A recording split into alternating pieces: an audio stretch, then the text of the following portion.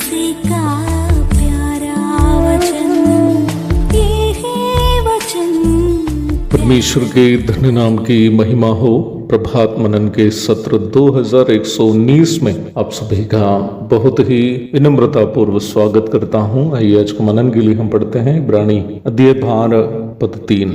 इसलिए उस पर ध्यान करो जिसने अपने विरोध में पापियों का इतना विरोध सह लिया कि तुम निराश होकर साहस ना छोड़ दो। हम इस बात को पूर्व में देख चुके हैं कि विश्वास का दौड़ को जारी रखना आसान नहीं है। हमारे आगे रुकावटें होंगे और वैसे ही हमारे ही अंदर वास करने वाले वो पाप जो हम पूर्वजों से प्राप्त किए हैं हमें पीछे की ओर खींचते रहेंगे। ऐसी परिस्थिति में यीशु मसीह की पवित्रता की ओर बढ़ते रहना अवश्य एक चुनौती भरा कार्य होगा। विश्वास जीवन में सबसे अधिक उदास और निराश होने की कुछ परिस्थिति वो है जब हमें विश्वास की ओर लाए हुए लोग, नहीं तो हम जिसे एक आदर्श के रूप में विश्वास जीवन में मानते थे, उनके जीवन में हम जो आत्मिकता की उम्मीद करते थे उसे देख नहीं पाते हैं। नहीं तो हमारी समस्याओं के समय में हम जिस भाई बहनों के विषय में सोचते थे कि वो हमारा साथ देंगे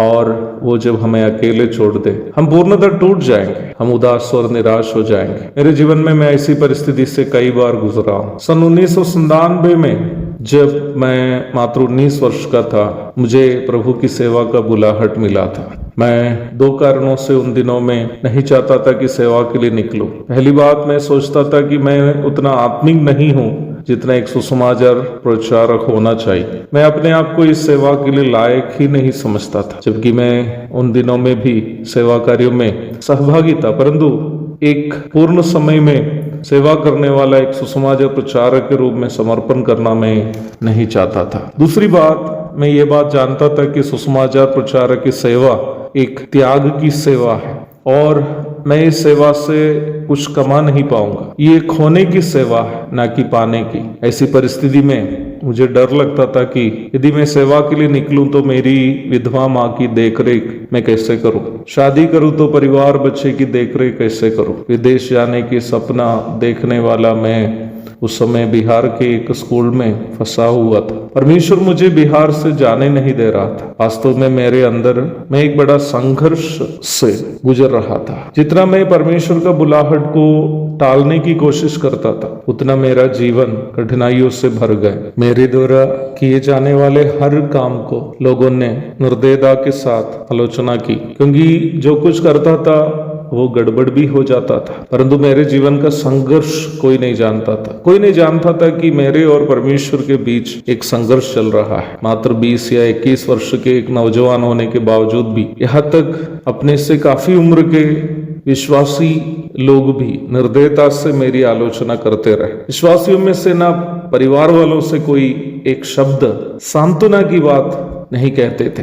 रात में नींद नहीं आने से मुझे सोने के लिए कभी कभी नींद की गोली खानी पड़ती थी। ऐसी ही एक रात में मैंने जब नींद नहीं आ रही थी, कागज और कलम निकालकर इस प्रकार लिखने लगा, मेरे प्यारे प्रभु तेरे सिवाय ये दुनिया कैसे पार करूं। यह मंजिल नहीं मेरे लिए, वो मंजिल तू ही है प्रभु। यहाँ थकते थकते जाता हूँ, मेरी यात्रा पूरा करता हूँ। ये गीत YouTube में उपलब्ध है, जो लोग सुनना चाहते हैं सुन सकते हैं। 2003 में मेरे 24वां उम्र में प्रभु का बुलाहट के लिए समर्पण करने तक मुझे ऐसा ही एक संघर्ष भरा जीवन से गुजरना पड़ा था। परंतु उन दिनों में भी यीशु मसीह मुझे पूर्णतः नहीं छोड़ा था। जब मैं समुद्र के बीच नाव में रास्ता भटके हुए एक बालक के समान जीवन में उदास और परेशान था, यीशु मसीह की ओर ताकते वक्त मुझे सांत्वना मिल जाता था। वो मुझे कभी हाथ नहीं छोड़ा।